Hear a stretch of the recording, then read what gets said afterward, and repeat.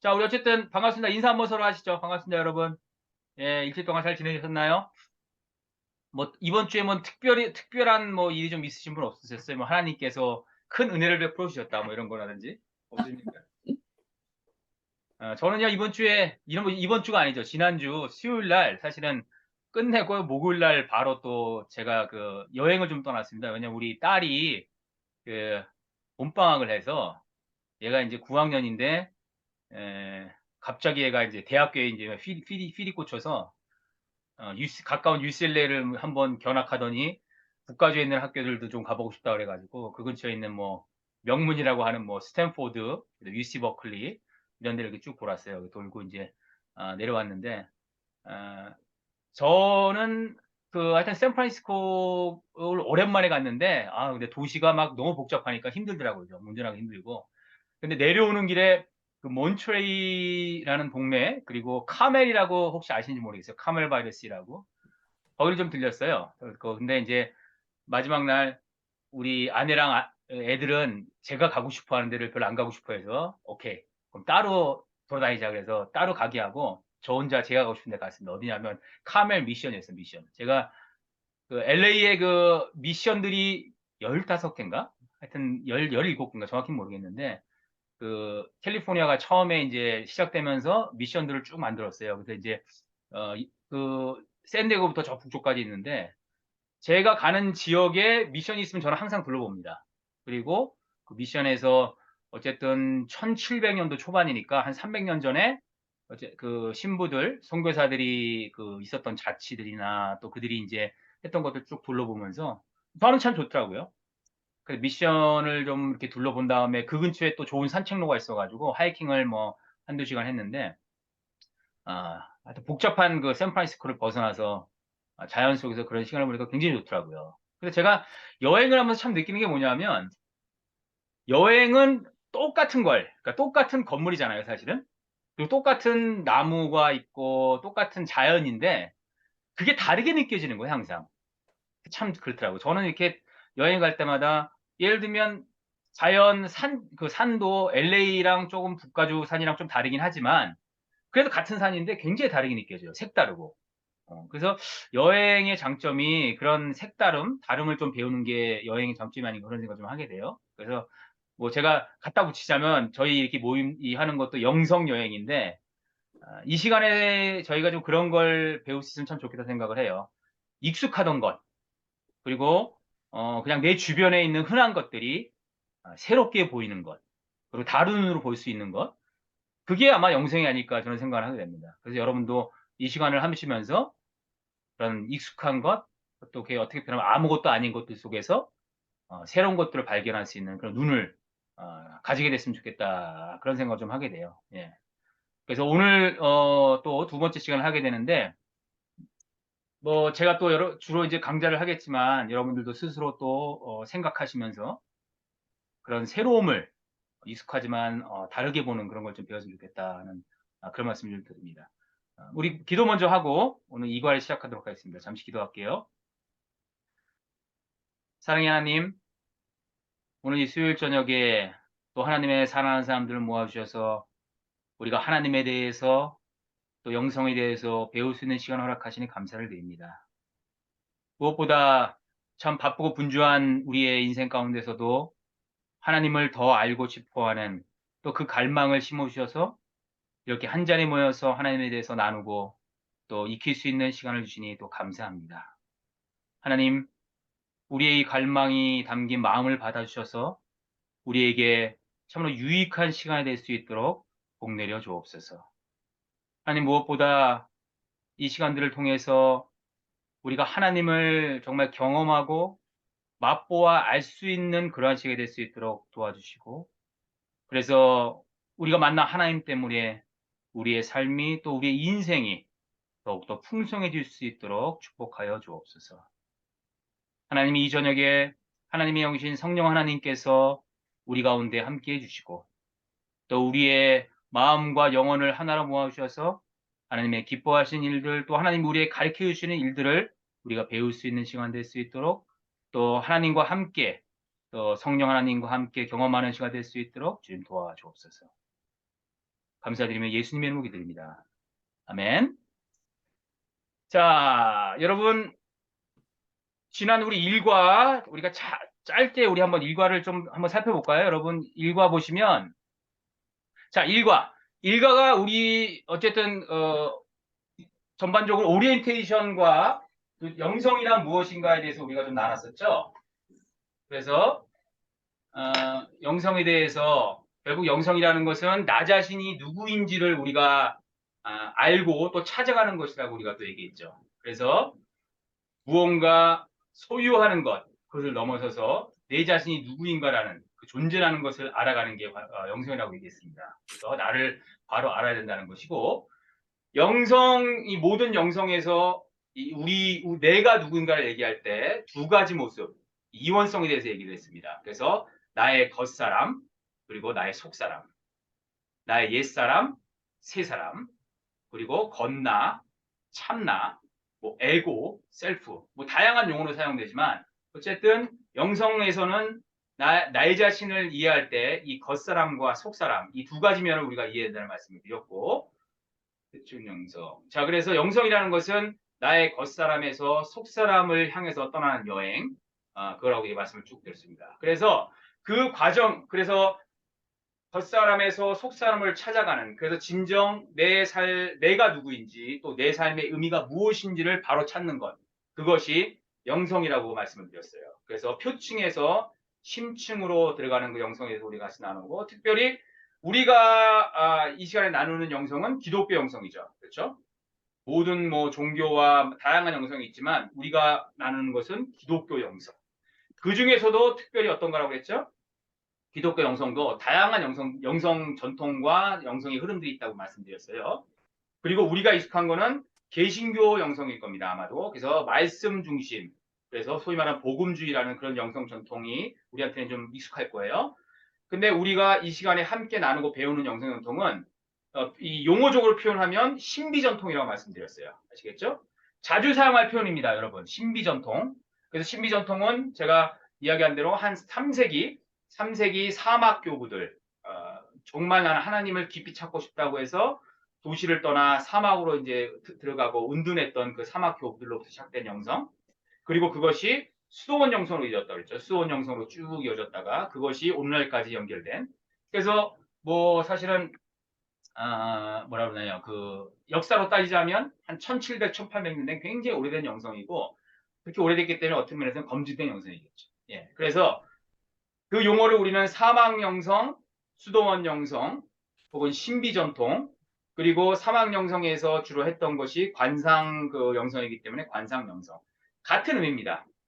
그걸 이해하셔야 돼요. 같은 의미고 저는 그것을 주로 신비 전통이라고 이제 표현할 거예요. 그래서 오늘 배울 것도 신비 전통에서 이야기하는 핵심적인 어떠한 것들 그런 것도 우리가 함께 나눌 겁니다.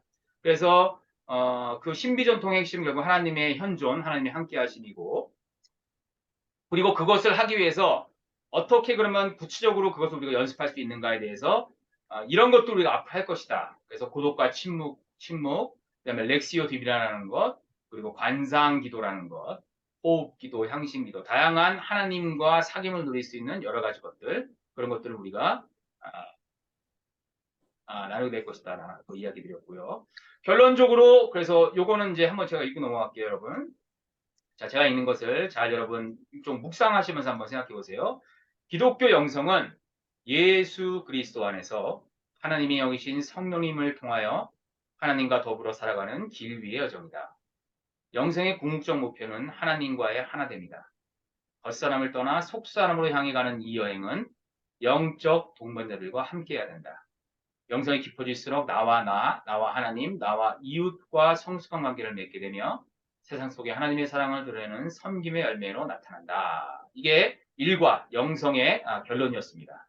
그리고 지금 이 문장, 이 한 문장은 우리가 앞으로 이과부터 시거까지 이제 쭉 다루게 됩니다. 그래서 이과부터 시거까지 쭉 다루게 될 것이고요. 자, 오늘 두 번째 시간입니다. 그래서 이과. 제가 포스터에는 제목을 좀 다르게 했을 겁니다. 근데 제가 이제 준비하면서 제가 제목을 조금 바꿨어요. 같은 의미지만. 그래서 오늘 제목은 현존, 하나님의 함께하심. 이게 오늘 제목입니다. 그리고 내 안에 하나님 자리. 이게 오늘 제목입니다. 자, 여러분 제가 그리고 여러분들한테 그들은 침묵으로 말한다. 이 책. 혹시 지금 옆에 갖고 계신가요? 지금 오늘 사실은 성경책, 여러분 성경책이랑 그들은 침묵으로 말한다. 이 두 책은 지금 옆에 있으시면 좋습니다. 예, 가능하시면 뭐 아마 다 갖고 계실 것 같은데, 없으시면 가서 갖고 오셔도 돼요. 그래서 이 책을 우리가 중간중간에 좀 볼 거기 때문에. 자, 그들은 침묵으로 말한다. 제가 51페이지, 70페이지, 198페이지, 155페이지 좀 읽어보시라고 했는데, 읽어보셨나요? 좀? 네. 오늘 주제 말씀은 이것입니다. 요한복음 14장 20절 말씀. 제가 사실은 성경 말씀 중에서 뭐 어느 한 구절을 좋아한다 이걸 사실 뽑는 게 사실 뭐 쉽지가 않고 의미가 없죠. 왜냐하면 너무 좋은 그 구절들이 많기 때문에. 근데 많은 제가 좋아하는 구절 중에서도 그 중에서 하나입니다. 요한복음 14장 20절 말씀. 그날에는 내가 아버지 안에 너희가 내 안에 내가 너희 안에 있는 것을 너희가 알리라. 그래서 오늘 나눌 주제에 사실은 핵심적인 그 성경 말씀 속에서 그 주제를 알려주는 그 근거 구절이죠. 그리고 이 책, 그들은 침묵으로 말한다. 이 책에서 우리 오기스탄 길르랑 이분이 쓰신 책 중에서 자, 여기 그분이 하신 말씀입니다. 믿읍시다. 그토록 짓밟힌 우리 영혼 안에 하나님께서 현존하신다는 것을, 사랑 자체이신 하나님께서 끊임없이 자신을 내으신다는 것을. 아멘. 이게 사실은 오늘 전체 그 과정에 오늘 2과의 핵심적인 그 말씀입니다. 그래서 제가 이 책을 같이 나눈 이유가 그랬잖아요. 제가 나눌 앞으로 10주 동안 이제 9주겠네요. 9주 동안 나눌 그 모든 게 사실 이 안에 다 들어 있습니다. 그래서 여러분들이 이 책을 보시고 정말 여러분 마음 깊이 영혼으로 여러분 영혼으로 이게 다가오시고 하면 사실 어떤 면에서는 이 영성 강좌를 안 들으셔도 상관없어요. 이미 여러분들은 가진 것이기 때문에. 아시겠죠? 믿읍시다. 그토록 짓밟힌 우리 영혼 안에 하나님께서 현존하신다는 것을. 사랑 자체이신 하나님께서 끊임없이 자신을 내어주신다는 것을. 여러분들이 각자의 생활 속에서 기회가 되시면 이 구절만도 묵상해서 굉장히 좋을 것 같아요. 저는 참 좋아하는 구절입니다. 자, 오늘 이과가 제목이 현존, 하나님의 함께 하심입니다. 다른 말로 하면 하나님의 현존이라고 표현할 수 있어요. 그래서 이 현존의 의미가 무엇인지를 제가 또 좀 이따 자세히 설명하겠지만, 어떻게 보면 기독교 영성의 핵심이라고 할 수 있습니다, 여러분. 하나님의 현존이라는 게. 그래서 우리가 이제 하는 전체 강의에 오늘 강의가 사실은 가장 중요한 강의예요. 그래서 순서상으로는 이거를 좀 더 뒤에 하면 더 좋겠는데 이거에 대한 좀 명확한 이해가 없으면 사실 다른 부분으로 넘어가기 힘들기 때문에 제가 맨 앞에 이거를 먼저 하는 거예요. 근데 여러분 하여튼 제가 말씀드리는 것은 이 하나님의 현존이라는 것. 이게 전체 과정에서 가장 중요한 시간이다. 왜냐하면 지금 제가 말씀드린 우리가 하는 영성은 신비 영성이라고 했습니다. 그렇죠? 신비 전통. 신비 전통의 핵심이 뭐냐면 바로 하나님께서 우리 안에 거하신다는 거예요. 하나님이 우리와 함께 하신다는 거예요. 다른 말로 표현하면 하나님께서 우리 안에 현존하신다는 거예요. 이게 사실 핵심이에요. 그래서 신비 전통 영성의 신비 영성의 핵심이 이거기 때문에 그러면 이 영성의 영성 수련, 영성 훈련 이것은 뭐냐? 뭘까요? 하나님이 우리 안에 계시다는 것을 우리가 인식하며 살아가는 연습이에요. 다른 말로 표현하면 하나님의 현존 가운데서 살아가는 거예요. 그게 사실 영성 훈련이에요. 연습이고. 그렇죠? 그래서 지금 이 하나님이 우리 안에 계신다. 하나님이 내 안에 계신다. 이게 사실은 기독교 영성과 다른 영성과 구별되는 아주 다른 점이고 기독교 영성만의 독특성이라고 할 수 있어요. 많은 아니겠지만 하지만 기독교 영성의 독특성이 바로 하나님이란 존재, 그 존재가 내 안에 있다는 것. 이게 사실은 굉장히 독특한 핵심적인 개념이라. 그래서 이것은 그냥 아까 말씀드린 어떠한 그 사막에 들어간 수도사들이 만들어낸 개념이 아니에요. 이 모든 근거는 어디서 나왔겠어요? 성경에서 나왔죠, 성경에서. 성경에는 사실은 하나님이 나와 함께 하신다, 우리 안에 거하신다, 모든 것 가운데 거하신다, 이런 하나님의 현존에 대한 이게 사실은 너무 많아요. 근데 우리가 그거에 대한 주의를 기울이고 성경을 읽었으면 이 하나님의 현존이 얼마나 중요한 개념인지를 사실은 알 수 있는데 어떻게 하다 보니까 우리 개신교 전통은 이거를 많이 강조를 좀 안 했던 것 같아요. 하지만 저는 다시 말씀드리지만 이 하나님의 현존이라는 것, 하나님이 우리와 함께 하신다는 게 가장 중요한 우리의 그 성경의 가르침이고 또 우리가 믿어야 할 믿음이라고 저는 믿습니다. 예. 자, 그래서 첫 번째로 우리가 이제 그러면 기독교 영성의 핵심 하나님의 현존이라고 제가 말씀드렸어요. 자, 여러분 우리를 둘러싼 아주 소중한 것들. 이 빨간색은 뭐냐면요. 제가 여러분한테 보내고 나서 어저께 보내고 나서 오늘 좀 더 이렇게 제가 준비하면서 요걸 좀 애드했으면 좋겠다 해서 제가 이렇게 애드한 겁니다. 여러분이 PDF로 지금 보고 계시죠? 그래서 거기서는 더 치지 못하시죠? 써서 타이핑을 못 치죠? 오케이. 그러면 뭐 이렇게 손으로 쓰셔도 되고 여러분들이 그거는 좀 하셔야겠는데 제가 워드 파일을 보내드리긴 좀 그래서 PDF로 보내드렸는데 어쨌든 자 에베소 4장 6절 말씀입니다. 한 분 하나님은 모든 것의 아버지이며 모든 것 위에 모든 것을 통해 모든 것 안에 계시는 분입니다. 이게 하나님의 현존이라는 것, 하나님이 모든 것 가운데 계신다는 그 말씀을 우리에게 해주는 거죠. 자, 여러분, 우리를 둘러싸고 있는 소중한 것들이 많은데, 한번 여러분 공기를 한번 생각해 봅시다. 평소에 공기 혹은 이 산소라는 게 너무 소중한 것이다, 나에게는. 그걸 느끼고 살아가세요? 아니면 못 느끼고 살아가세요? 못 느껴요. 전혀 못 느껴요, 사실은. 그렇죠? 지금도 마찬가지죠. 네. 공기가 나를 둘러싸고 있죠, 지금 현재. 그렇죠? 근데 네. 우리는 이게 공기가 정말 소중하다. 나에게 정말 소중하다. 그걸 느끼지 못해요. 자, 근데 지금 제가 뭐라 할까요? 이게 딱 하면 숨을 멈춰 보세요. 자, 시작.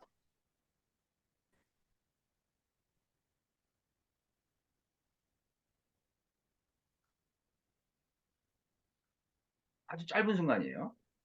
아주 짧은 순간인데도 여러분 숨을 멈추니까 그렇지. 공기라는 게 산소라는 게 지금 내 옆에 있구나. 이런 걸 느끼게 되는 거죠. 근데 만약에 이게 10초, 20초가 아니라 1분, 2분 넘어가면 어떻게 될까요? 그러면 우리는 죽는 거죠. 그때는 뭐예요? 이 공기라는 것, 이 산소라는 게 1분만 없어도, 2분만 없어도 큰일 난다는 것.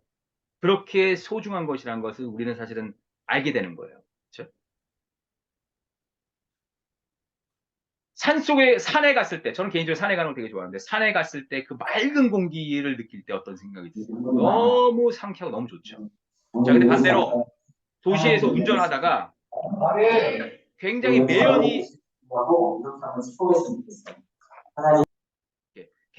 매연이 있는 막 그런 옆에 있을 때는 어때요? 굉장히 힘들죠. 그렇죠? 마찬가지예요. 사실은 하나님께서는 공기와 같이 똑같습니다. 공기가 하나님 만드신 거죠. 이 산소라는 것. 그것처럼 우리 안에, 우리 곁에 나와 늘 함께 하신다는 거예요, 사실. 근데 우리는 뭐예요? 그걸 인식하지 못할 뿐이죠, 우리가. 그러면 영성 훈련이라는 건 뭐냐면 지금 방금처럼 멈춰서 숨을 멈추는 연습, 멈춰서 인식하는 것이 바로 하나님을 경험하는 영성 훈련이라는 거예요. 그리고 아까 얘기했다시피 뭐 매연 속에 있을 때 공기가 너무 안 좋은 우리는 경험 못하지만 황사라는 것, 뭐 그런 걸 경험할 때 우리가 느끼는 게 뭐예요? 공기가 너무 소중하다는 거예요. 마찬가지로 우리 삶에 다가오는 고난과 또 어려움과 아픔과 그런 일들, 일상적이지 않은 어떤 것이 다가올 때 우리는 하나님이 나에게 필요하구나. 그것을 경험하게 된다는 거죠. 아시겠어요? 이것처럼 사실 하나님은 공기처럼 늘 함께 하신다는 거예요. 우리가 그걸 인식하지 못할 뿐이죠. 여러분, 별을 한번 생각해 보세요. 별을 한번 생각해 보시기 바랍니다.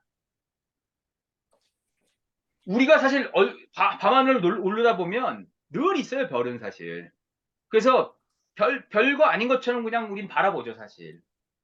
근데 별도 여러분, 우리가 바라는 그 별이 제일 가까운 별이 뭐 저도 정확히 모르는데 몇천 광년 떨어져 있는 거죠. 빛의 속도로도 오는데도 1000년, 10,000년 걸리는 거죠. 눈에 보이지 않는 정말 멀리 있는 별들은 몇 억 광년에 떨어져 있다는 거. 그러니까 사실 우리 눈에 보이는 저 별이라는 게 엄청난 멀리 떨어져 있는 알 수 없는 어떤 것이라는 거예요. 그리고 그만큼 신비로운 어떤 것이라는 거죠. 근데 우리는 뭐예요? 그냥 별이구나. 보여도 별이구나. 그냥 아니면 또 아름답구나 이렇게 하고 넘어가죠. 별이라는 것 자체가 정말 신비로운 거예요. 그 별빛이 우리에게 다가오는 것 자체도. 알 수 없는 신비죠. 하나님이 이 별을 누가 만드셨어요? 하나님이 만드신 거죠. 그리고 이 별이 바로 하나님의 그 속성을 보여주는 거죠. 그렇죠? 그래서 마치 별처럼 모든 것 안에 계신 하나님, 또 나의 안에 계신 이 하나님은 우리가 사실 이해하고 알지 못하는 신비로 존재하신다는 거예요. 그냥 마치 그분이 공기와 같이 산소와 같이 나를 둘러싼 곳에 나의 안에 계시다. 그래서 오늘 말씀이 바로 그것을 얘기해 주는 거예요. 에베소 4장 6절 말씀. 한 분 하나님은 모든 것의 아버지이시며 모든 것 위에 모든 것을 통해 모든 것 안에 계시는 분입니다. 여러분 에베소 4장 6절 말씀이 있는 줄은 아셨어요? 이게 참 하나님이 만유 위에, 그러니까 이 개혁성계는 만유라고 표현했을 거예요. 그러니까 사실 잘 와닿지 않는데 이게 세 번역이 번역을 잘한 것 같아요. 모든 것의 아버지이시며 모든 것 위에 모든 것을 통해 모든 것 안에 계십니다. 그래서 영어로는 God is Father of all, who is over all, through all, in all 이렇게 표현하고 있어요. 모든 것 가운데 하나님이 계신다. 그래서 조금 이게 어려운 신학적 용어를 이걸 범죄 신론 이렇게 표현합니다. 범죄 신론. 모든 것 가운데 하나님이 있게 계시다. 근데 동시에 그 하나님은 모든 것을 초월해 계신다는 거죠. 모든 것 위에 계신다는 거예요. 그래서 모든 것 가운데 내재해 계시지만 모든 것 위에 초월해 계신다. 그거를 범죄 신론 이렇게 표현합니다. 참 어떻게 보면 역설적인 신비죠. 그 현대 신학에서 그런 걸 얘기하지만 어떻게 보면 이 신비가들, 신비 전통에 있는 신비가들은 이미 오래전부터 사실은 그 사실에 대해서 알고 그 사실을 고백했죠. 지금 에베소서에서 바울 사도가 고백하는 것도 바로 그거예요. 아시겠습니까? 자, 그래서 하나님의 현존이라는 것은 우리가 인식하거나 느끼지 못하지만 분명히 하나님은 우리와 함께 계신다는 거예요.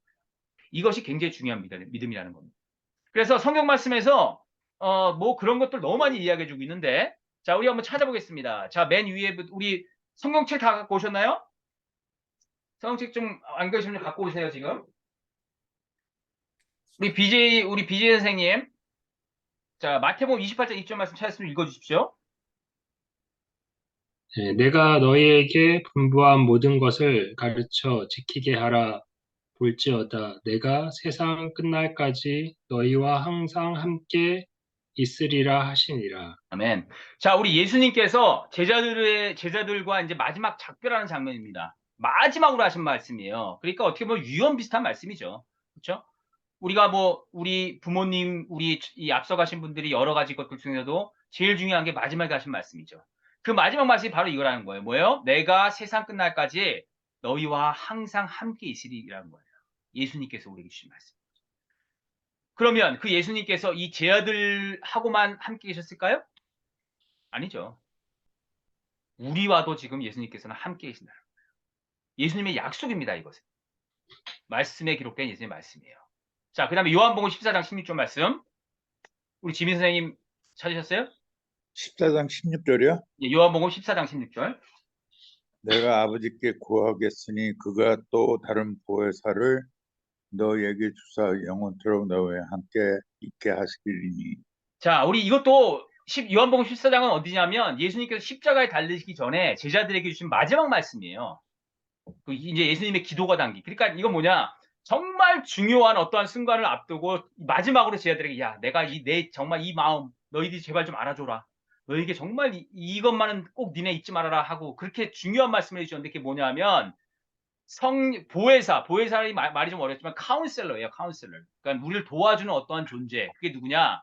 하나님의 영이신 성령이라는 거죠. 성령님께서 너희와 영원토록 함께 하신다는 거예요. 성령님께서, 하나님의 영이신 성령께서. 이것도 우리 예수님께서 우리에게 주신 또 약속인 거죠. 그렇죠? 자, 요한복음 14장 20절 말씀을 또 읽어주시고요. 우리 아이린 지사님. 네, 그날에는 내가 아버지 안에, 너희가 내 안에, 내가 너희 안에 있는 것을 너희가 알리라. 예. 우리 오늘 맨 앞에 나온 그 구절, 그 말씀이에요. 이것도 요한복음, 여러분 기회 되시면 요한복음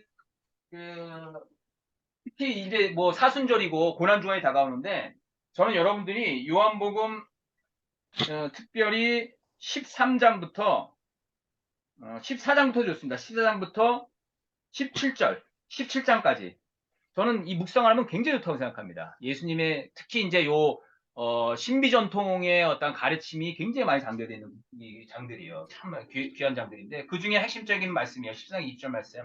예수님이 이렇게 말씀하시는 거예요. 내가 아버지 안에 있다는 겁니다. 다른 말로 하면 나는 아버지와 하나라는 거예요. 그렇죠? 이게 예수님의 그 말씀인 거죠. 근데 우리 예수님을 생각할 때 항상 우리는 예수님을 하나님 예수님 관점에서만 보는 성자, 그러니까 하나님이신 것만 생각을 해요. 근데 예수님은 완전하신 하나님이신과 동시에 뭐예요? 완전하신 인간이었어요. 다른 말로 하면 우리랑 똑같은 존재라는 거예요. 예수님이. 이해하시겠어요? 단순히 하나님만은 아니라는 거예요. 예수님은 하나님이신과 동시에 우리와 똑같은 인간이었다는 거예요. 자, 그런데 그 똑같은 인간이었던 그 예수님께서 경험하신 게 뭐예요? 하나님과 나는 하나 되었다. 내가 아버지 안에 있다. 그렇죠? 반대로 얘기하면 뭐예요? 아버지께서 내 안에 있다. 이것을 인간 예수님께서는 깊이 깨달으신 거죠. 그리고 그 깨달음을 갖고 그것을 붙들고 그대로 사셨던 거예요, 사실. 그렇죠? 하나님과 하나 됐다는 얘기를 하시는 거예요. 근데 그 하나님과 하나 되신 인간 예수님이 또 뭐예요? 하나님이시잖아요. 그렇죠? 하나님이신 예수님께서 어떻게 하나님인 내가 네 안에 있다 이렇게 얘기하고 있어요. 그리고 너희가 내 안에 있다. 이렇게 표현하고 있습니다. 이게 사실은 이 구절 자체가 이해하기 어려운 신비예요, 사실은. 그래서 어떤 면에서는 그 삼위일체라는 것, 그 성부, 성자, 성령 이 세 분이 다른 분인데 한 분이다. 이게 사실은 이 어법으로는 말이 전혀 안 되는 말이에요, 사실. 그렇죠? 문법적으로도 말이 안 되는 말인데, 근데 기독교의 어떤 면에서는 핵심적인 이 진리죠, 이게. 삼위일체라는 게. 마찬가지로 비슷한 거예요.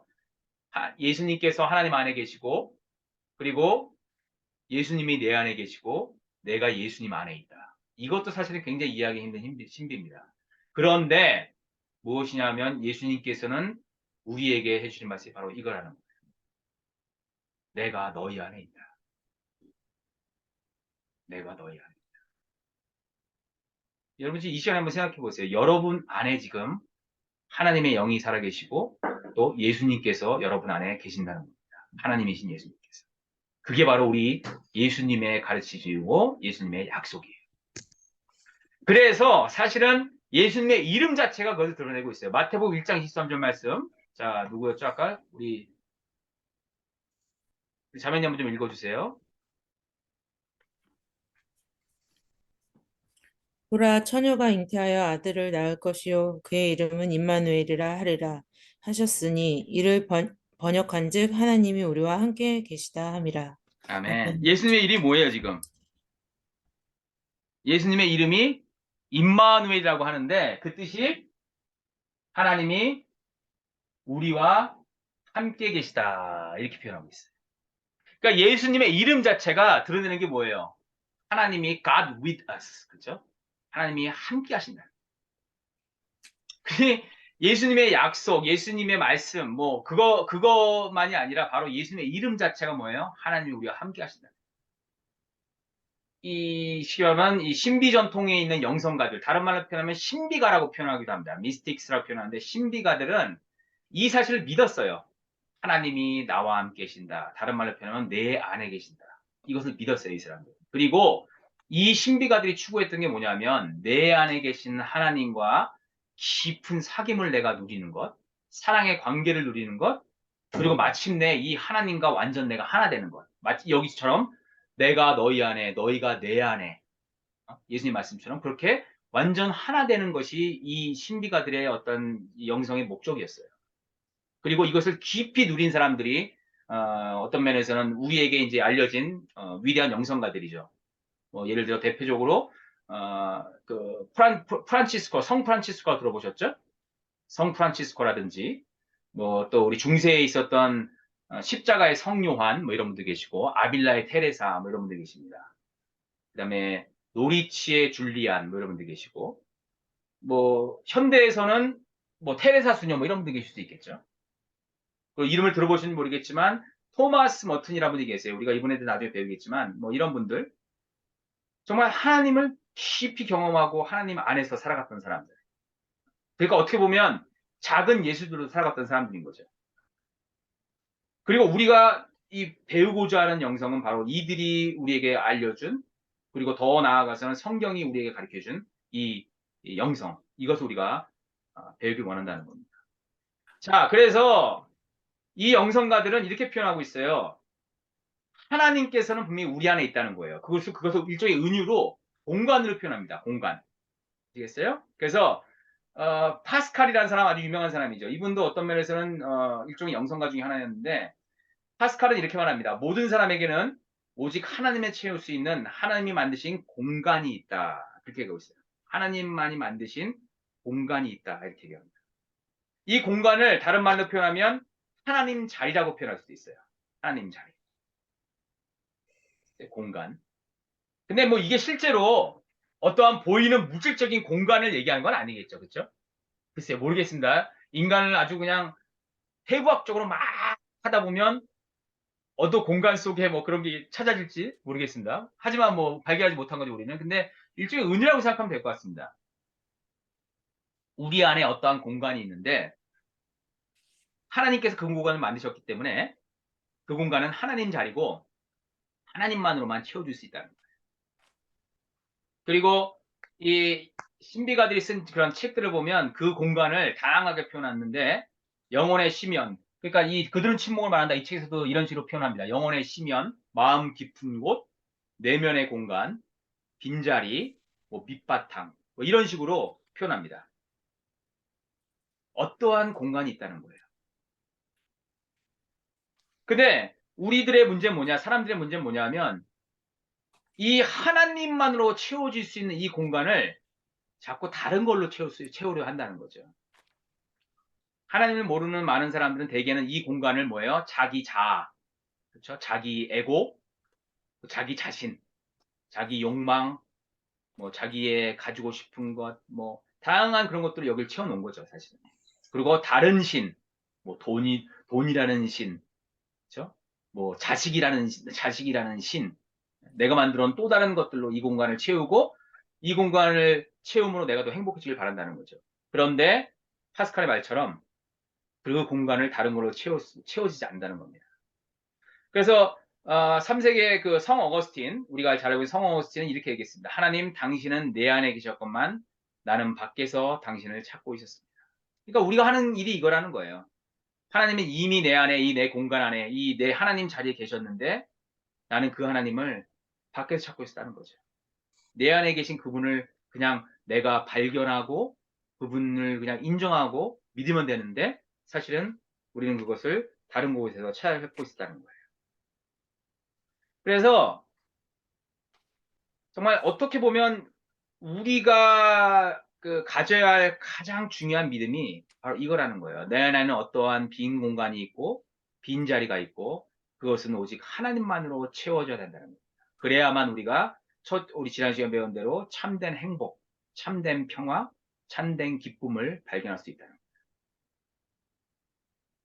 자, 그래서 여러분 길르랑 그 책 보시면 51페이지를 한번 보세요. 페이지 51페이지. 51페이지를 보시면 이렇게 표현하고 있어요. 우리가 하나님이 우리 안에 계시다는 것을 믿어야 된다는 겁니다. 가장 중요한 믿음이라는 거예요. 그래서 51페이지를 보시면 제가 한번 읽겠습니다. 51페이지에서 이렇게 말합니다. 그러므로 믿읍시다. 우리가 살아가야 하는 뒤죽박죽인 이 세상에 그토록 평화가 사라지고 그토록 하나님으로부터 멀어진 이 세상에 무엇보다 우리의 영혼, 그토록 짓밟힌 우리의 영혼 안에 하나님께서 현존하신다는 것을 하나님께서 그곳에서 넘치는 애정으로 자신을 내어주시며 선한 양을 지닌 영혼에게 평화를 부어준다는 것을 이해하려 하거나 느끼려 하지 말고 이것을 믿읍시다. 이렇게 얘기하고 있어요. 믿자고 우리에게 권고하는 거죠. 우리 안에 하나님이 계시다는 것을. 자, 그리고 198페이지를 보시면, 제가 읽으라고 했는데 그쪽에서 또 198페이지를 보시면, 197페이지 맨 아래부터 제가 한번 읽어볼게요. 197페이지 맨 아래부터 이렇게 얘기하고 있어요. 하나님은 우리 자신이 존재하는 것보다 더 많이 우리에게 현존하십니다. 달리 말해, 좀 지나친 표현일 수도 있지만, 그분은 우리 안에 더 깊고 내밀한 모든 곳에 현존하십니다. 하나님은 우리의 깊은 내적 자아십니다. 이렇게 얘기했어요. 그리고 조금 밑으로 내려가시면 다음 문장에서 단락에서 우리 삶의 의미는 정말 단순하게 우리 안에 현존하시며 당신 자신을 내어주시는 하나님과 친교, 사귐을 이루고 유지하는 데 있습니다. 그리고 그래서 우리는 그분께 다음과 같이 계속 말할 수 있어야 합니다. 이 책의 핵심을 드러내는 아름다운 기도입니다. 하나님, 저는 당신이 제 안에 현존하시며 저를 사랑하시고 제게 당신 자신을 내어주고 계시다는 것을 믿습니다. 저도 당신의 사랑에 사랑으로 응답하기를 원합니다. 아멘. 저는 소망이 제 기도가 이 기도가 이러한 기도가 됐으면 좋겠다고 참 소망을 합니다. 그리고 여러분들도 이러한 기도를 할 수 있기를 정말 바랍니다. 신비가들이 추구했던 그 영성이 바로 이 영성이에요. 하나님께서 현존하신다는 것을 믿는 거죠. 그리고 그분과 함께 살아간다는 거예요. 그것이 그들이 추구했던 거예요.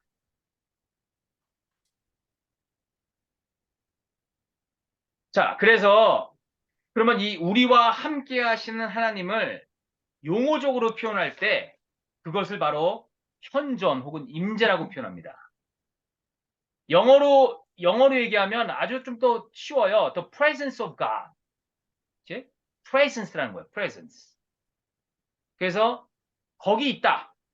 예를 들면 미국에서 출석부를 부를 때도 누구 부르면 presence 이렇게 하고 I'm here 이렇게 하는 것처럼 있다는 거예요. 내가 있어. presence of God. 근데 우리말로 이게 번역이 될 때 조금 어색한 번역인 것 같기도 하고 뜻은 좋은데 여러분 하나님의 임재라는 건 들어보셨죠? 하나님의 임재. 개신교에서 이건 많이 쓰는 표현이에요. 하나님의 임재라는 것. 근데 재밌는 건 뭔지 아세요? 임재라는 이 표현이 사실은 성경에는 없습니다. 그리고 사전을 찾아보면 임재라는 말이 없어요. 사실은 여러분. 개신교에서 사용하는 독특한 그냥 표현인데 성경에 이 임재라는 것을 드러내는 그 표현은 많이 있어요. 하나님의 얼굴 앞에서 이런 식으로 표현을 하죠.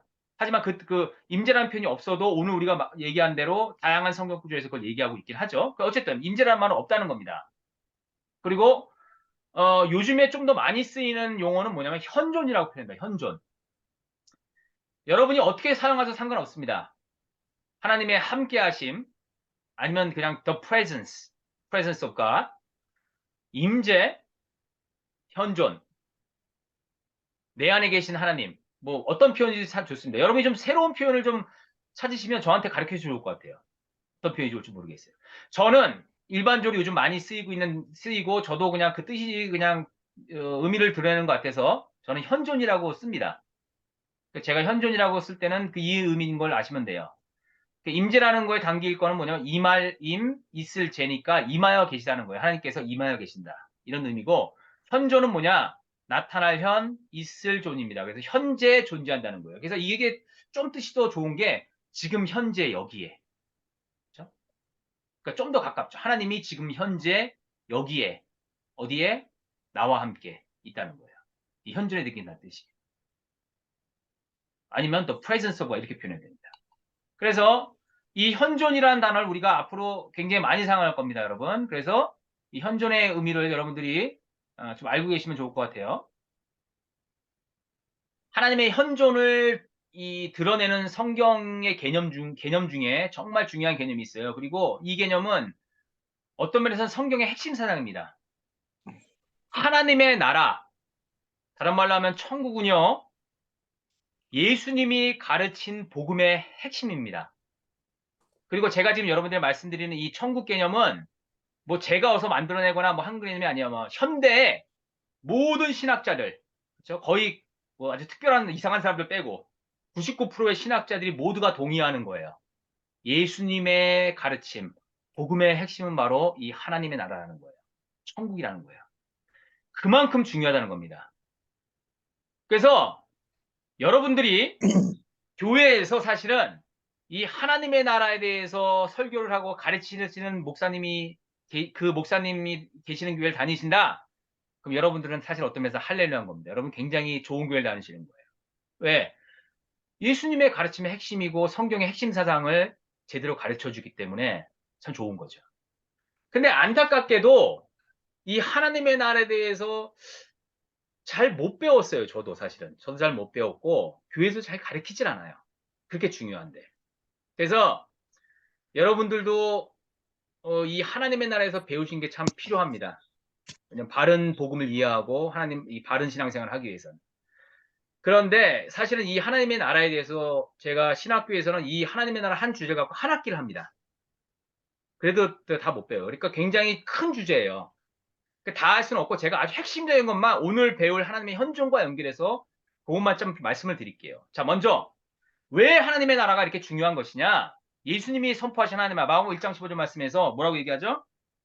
마가복음 1장 15절에서 때가 찼고 하나님의 나라가 가까이 왔으니 회개하고 복음을 믿으라 이렇게 얘기하시는 거죠. 마태복음에서 자, 더 좋은 거 마태복음 쳐봅시다. 마태복음 요거는 되게 중요한 구절이니까 한번 찾아보겠습니다. 마태복음 4장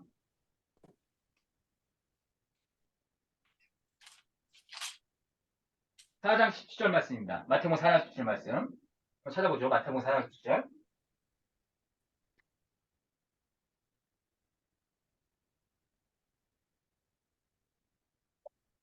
자, 마태복음 4장 17절 말씀에 예수님의 말씀이 하신 선포입니다. 우리가 잘 아는 구절이긴 한데 이때부터 예수께서 비로소 전파해 이르시되 회개하라 천국이 가까이 왔느니라 하시더라. 회개하라 천국이 가까이 왔다는 겁니다. 자, 여기서는 the kingdom of God이 아니라 the kingdom of heaven을 표현하죠. 하늘 나라라고. 하나님 나라가 아니라 하늘 나라라고 표현하고 있어요. 왜냐하면 이 마태복음은 유대인들에게 쓰여진 복음서이기 때문에 유대인들은 하나님의 이름을 갖다가 입으로 꺼내는 게 불경스러워서 입을 못 썼어요. 하나님의 이름을 부르지 못했습니다. 그렇기 때문에 하나님 나오면 예를 들면 그 여호와라든지 야훼라든지 뭐 그런 게 나오면 야훼 이름을 부르지 않고 주님, 아도나이로 바꿔서 불렀죠. 주님이라고 표현합니다. 그래서 이 마태복음에서도 또 킹덤 오브 갓을 표현을 갓을 빼고 킹덤 오브 헤븐이라고 표현한 거예요. 그것을 우리 번역이 천국이라고 번역한 거예요. 다른 말로 하면 하나님의 나라. 그러니까 마가복음, 누가복음, 요한복음은 그 이방인들에게 쓰여있기 때문에 여기서 이야기하는 하나님 나라와 마태복음에서는 천국이 같은 의미라고 생각하시면 돼요. 자, 또 한 가지. 우리가 이 개념적으로 알고 있는 천당과는 전혀 다른 개념입니다. 이 천국은. 아시겠어요? 같은 게 아닙니다. 죽은 다음에 가는 어떤 곳. 그런 개념이 아니에요. 지금 예수님께서 말씀하신 하나님 나라는. 그것을 포함하고 있지만 그보다 훨씬 더 큰 개념이라는 걸 이해하셔야 돼요. 자, 어쨌든 예수님께서 사역의 시작을 하나님 나라를 선포하심으로 시작합니다. 그리고 마지막에 천국 복음을 전파하신다고 표현하고 있어요. 마지막 끝마칠 때도 천국 복음을 전파하시다 끝나십니다. 그리고 사도행전에 보면 예수님이 하신 일들이 뭐냐면 바로 하나님 나라의 일이었다. 천국의 일이었다라고 표현하고 있어요. 그만큼 중요한 거예요. 하나님의 나라가. 자, 근데 여기서 보면 이렇게 하고 있죠. 천국이 가까이 왔으니 제가 아까 말씀드린 천국이 죽은 다음 가는 곳이 아니라 우리에게 가까이 온다라고 얘기하고 있어요. 예수님께서는. 온다라고. 하나님의 나라는 죽은 다음 가는 곳이 아니라 가까이 온다라고 표현하고 있습니다.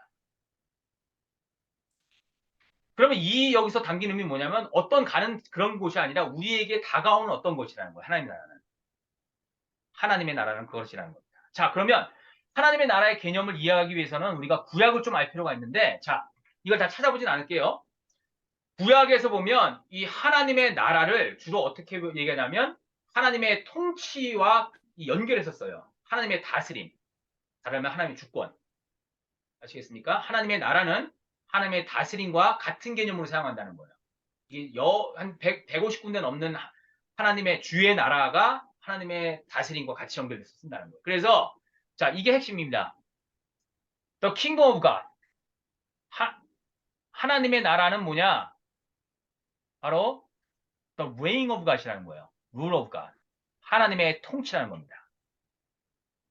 다른 말로 다시 한번 말씀드릴게요. 하나님의 나라의 핵심이 뭐냐면 하나님의 다스림이라는 겁니다. 하나님의 통치. 하나님과 함께하는 어떤 것, 하나님이 함께 하시는 어떤 상태, 그게 바로 하나님의 나라라는 거예요. 자, 그러면 우리는 이 천국, 이 하나님의 나라를 그러면 우리 영성 이 강자와 연결해서 어떻게 우리가 이 용어를 바꿀 수 있느냐? 하나님의 통치, 하나님의 다스림을 우리가 아까 그 이야기했던 하나님의 임재, 하나님의 현존, 혹은 하나님과의 사귐, 하나님과의 일치, 이런 용어로 사용할 수 있다는 거예요. 자, 그래서 예수님께서 이야기하시는 하나님의 나라를 우리는 바로 하나님의 현존으로 우리는 이해할 수 있다는 거예요. 그래서 다른 말로 표현하면 특히 사복음서 우리 예수님께서 표현하시는 하나님의 나라, 천국 가르침이 계속 나오잖아요. 마태, 마가, 누가복음에 보면 계속해서 나옵니다. 예수님께서 하나님의 나라라고 뭐 계속 설명을 하세요. 그것을 우리는 하나님의 임재로 바꿔서 이해할 수 있다는 거예요. 하나님의 현존으로 바꿔서 이해할 수 있다. 하나님과 함께함으로 이해할 수 있다는 거예요. 그래서 여러분들이 특히 복음서에서 이 하나님 나라가 나오는 비유, 하나님 나라 비유를 볼 때 이렇게 단어를 바꾸시고 이러한 개념으로 하나님 나라를 한번 이해해 보세요. 그러면 성경이 굉장히 다르게 보입니다. 예전에 잘 이해를 못할 때는 하나님 나라, 그러면 내가 죽은 다음에 내 영혼이 가는 어떤 곳인가? 라고 생각하고 읽는 것과 지금 현재 내 안에 계신 하나님, 내가 누릴 수 있는 하나님이라는 그 하나님의 현존의 개념을 접근하고 그렇게 이해를 하면요. 성경이 굉장히 새롭게 보이게 될 겁니다.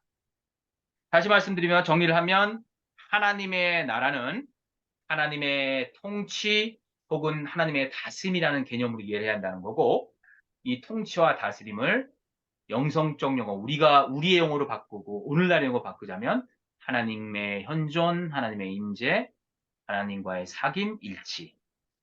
이렇게 우리는 바꿔서 이해할 수 있다는 것을 여러분들이 아시면 좋겠습니다. 그래서 성경에 보면 성경이 아니라 찬송가에 참 좋은 찬송가 있어요. 제가 좋아하는 찬송가인데 그 찬송가 있잖아요. 주 예수와 동행하니 그 어디나 하늘나라 이렇게 표현하고 있어요. 그렇죠? 그 가사가. 참 좋은 저는 가사라고 생각해요. 주 예수님과 동행, 함께 하니 어디예요? 내가 있는 그곳이 바로 하늘나라, 하나님의 나라라고 얘기하고 있죠.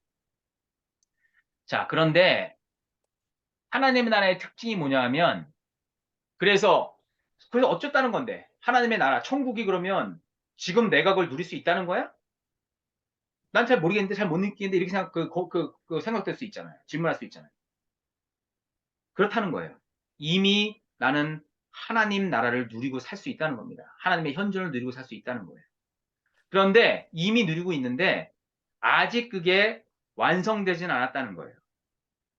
하나님 나라 비유를 보면 그러한 여러 가지 비유 속에서 그런 마이크로 많이 가르쳐 주는데 대표적인 거는 겨자씨 비유예요. 겨자씨는 뭐예요?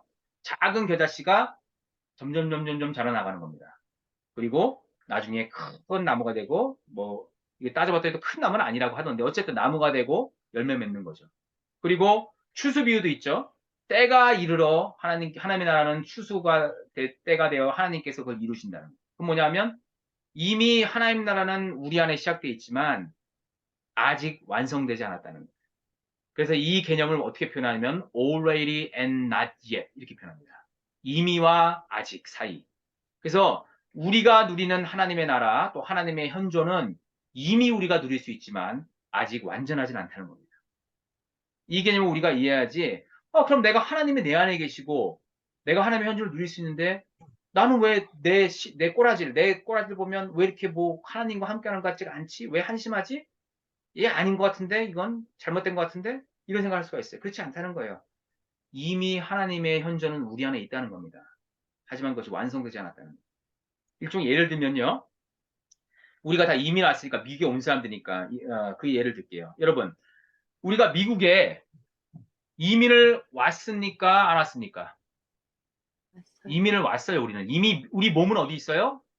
한국에서 떠나서 미국에 있는 겁니다. 그런데 내가 미국에 왔다고 해서 이민을 왔다고 해서 바로 한국에서 살던 문화와 한국에서 살던 삶의 방식, 미국 방식과 미국 문화를 우리가 바로 할 수 있나요? 아니죠. 몸은 미국에 와 있지만 여전히 어떻게 돼요? 내가 살아가는 방식은 한국식으로 계속 산다는 거예요.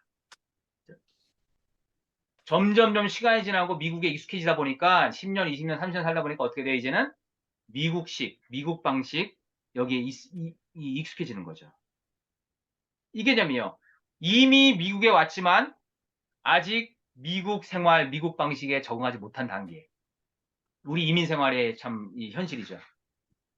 어떻게 보면 하나님 나라, 하나님의 현존도 마찬가지입니다. 이미 우리는 하나님 나라에 속해 있는 사람들이고 하나님의 현존을 누릴 수 있음에도 불구하고 아직 그 방식, 그 삶의 방식에 완전히 익숙해지고 완전히 쓰지 않았다는 겁니다. 그것을 점점점 가는 거예요. 그게 지금 우리가 누리는 하나님의 현존이라는 거고, 그렇기 때문에 제가 첫 번째 얘기한 대로 이것은 여행이라는 겁니다. 여정이라는 거예요. 만들어가는 여정이라는 거예요. 알겠어요? 자, 그래서 하나님의 현존이라는 것, 이것이 굉장히 중요한 개념이라는 것, 그리고 그것을 우리는 복음서에서 특별히 하나님의 나라를 통해서 우리는 알 수 있다는 것. 그것을 제가 좀 말씀드리는 겁니다. 자, 또 하나 우리가 굉장히 중요한 개념은 성전이라는 개념이에요. 성전.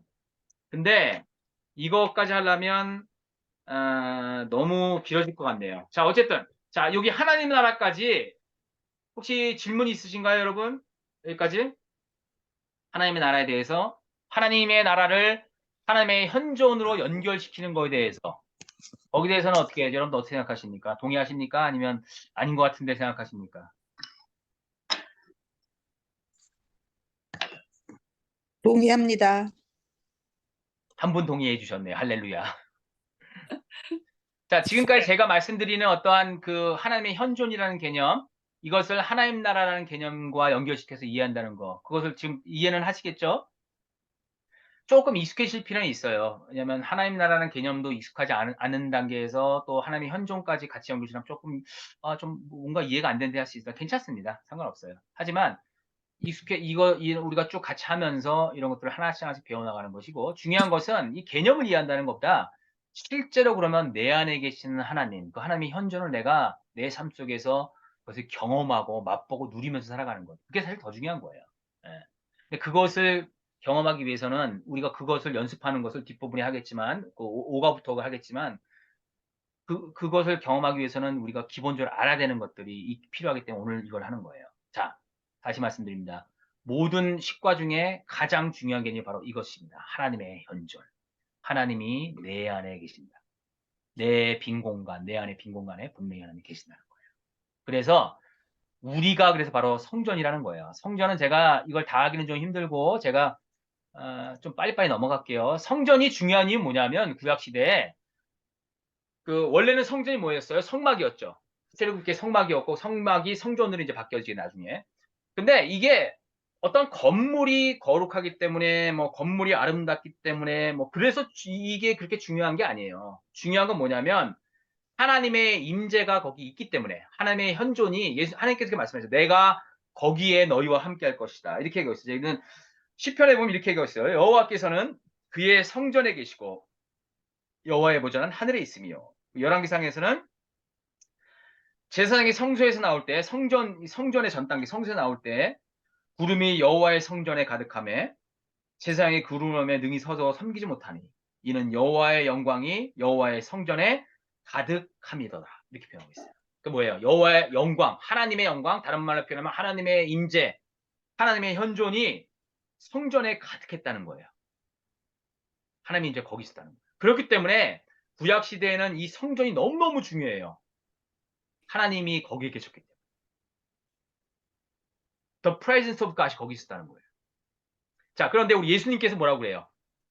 요한복음에 보면 예수님께서 이렇게 말씀하시죠. 너희가 이 성전을 헐어버리라는 거예요. 내가 사흘 동안에 일으키리라. 그러나 예수는 성전은 자기 유치를 가르쳐 말씀하신 거죠. 유대인들에게는 이 성전이 정말 너무 중요한 거. 지금까지도 마찬가지예요. 성전이 하나님의 임재 상이기 때문에 지금까지도 마찬가지로 너무 중요합니다. 근데 예수님 당시에 그 당시에 이 중요했던 성전이었는데 예수님께서 성전을 헐어버리라고 얘기하시는 거죠. 그러니 이 유대인들이 열 안 받겠어요? 그러니까 예수님을 죽이려고 했던 거예요. 예수님을 죽이려고 했던 첫 번째 이유가 하나님 쉽게 말하면 신성 모독이에요. 하나님의 이름을 망령때 일컬었다는 거고 거기에는 이 성전을 헐어버리겠다는 말도 들어가 있는 거죠. 그렇기 때문에 예수님을 죽이려고 했던 거예요. 근데 예수님께서는 야, 니네가 하나님을 믿는다고 했지? 니네는 근데 성전에 계신, 성전에 임재하신 하나님 믿는 게 아니라 니네는 성전을 믿고 있어. 성전을 섬기고 있어. 다 필요없는 짓이다. 털어버리라고 얘기하고. 그리고 그 이유는 뭐냐? 내가 바로 성전이다. 굉장히 어떤 면에서는 참 도전적이고 도발적이고 위험한 말씀이죠. 예수님께서 참 이렇게 위험하신 분입니다. 근데 어쨌든 왜 예수님이 성전이에요? 하나님의 현존, 하나님의 임재가 누구 가운데 있어요? 예수님 안에 있기 때문에. 예수님 안에 있기 때문에 당신께서 성전이라고 얘기하십니다. 더 이상 건물로서 성전은 의미가 없다는 겁니다. 예수님이 성전이라는 거예요. 자, 그런데 그 예수님께서 바로 성전이라고 말씀하시고 우리가 아까 봤던 대로 내가 너희 안에, 너희가 내 안에 있다고 했죠. 그럼 예수님께서 어디 계세요? 우리 안에 계시는 거죠. 그렇죠? 그렇기 때문에 내가 뭐가 되는 거예요? 내가 하나님의 성전이 되는 겁니다. 하나님의 나라, 하나님의 현존을 누리고 있는 내 자신, 하나님의 빈자리를 가지고 있는 내 영혼 가운데 가지고 있는 내가 바로 성전이라는 거예요. 그래서 사도 바울이 이 고린도전서에서 고린도 교회 사람들에게 묻는 거예요. 너희는 너희가 하나님의 성전인 것과 하나님의 성령이 너희 안에 계신 것을 알지 못하느냐 이렇게 하고 있어요. 도대체 왜 이걸 깨닫지 못하는 거예요? 성전 되신 그리스도께서 그 하나님께서 부활하셔서 너희와 함께 계시는데 그 하나님의 영이 너희 안에 있는데 그렇기 때문에 너희가 성전인데 너희는 왜 그것을 모르냐 그렇게 가고 있는 거죠.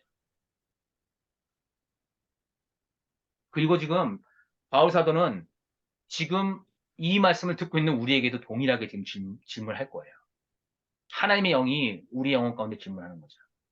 내가 그리스도의 영이 너 안에 있는데 그렇기 때문에 네가 하나님의 성전인 것을 너는 알고 있느냐라고 지금 묻고 계시는 거죠.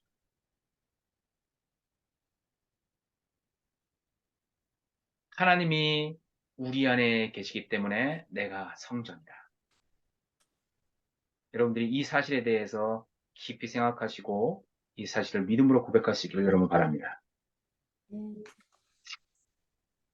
네? 자, 그래서 이 관상을 영어로는 contemplation이라고 합니다. contemplation의 뜻이 뭐냐면 con이 앞에는 함께란 뜻이고 temple 이걸 합친 말이에요. contemplation. 그래서 관상은 뭐냐면 하나님과 함께 거하는 그 상태를 관상이라고 표현하는데 이거는 우리가 나중에 6과에서 7과에서 다시 나눌 겁니다. 어쨌든 자 여기까지만 하고 일단 좀 쉬겠습니다, 여러분. 하나님의 현존, 하나님의 나라가 내 안에 있다는 것. 그렇기 때문에 바로 내 자신이 성전이라는 것, 하나님께서 거하시는 성전이라는 것. 이것이 이 신비전통 그리고 신비영성에서 이야기하는 핵심적인 개념이라는 것, 그것을 여러분들이 좀 이해하실 수 있으면 좋겠습니다. 오케이, 자 일단 여기까지 하겠습니다. 그리고 잠깐 쉬겠습니다, 여러분. 한 5분 정도 쉬고 다시 뵙겠습니다. 네.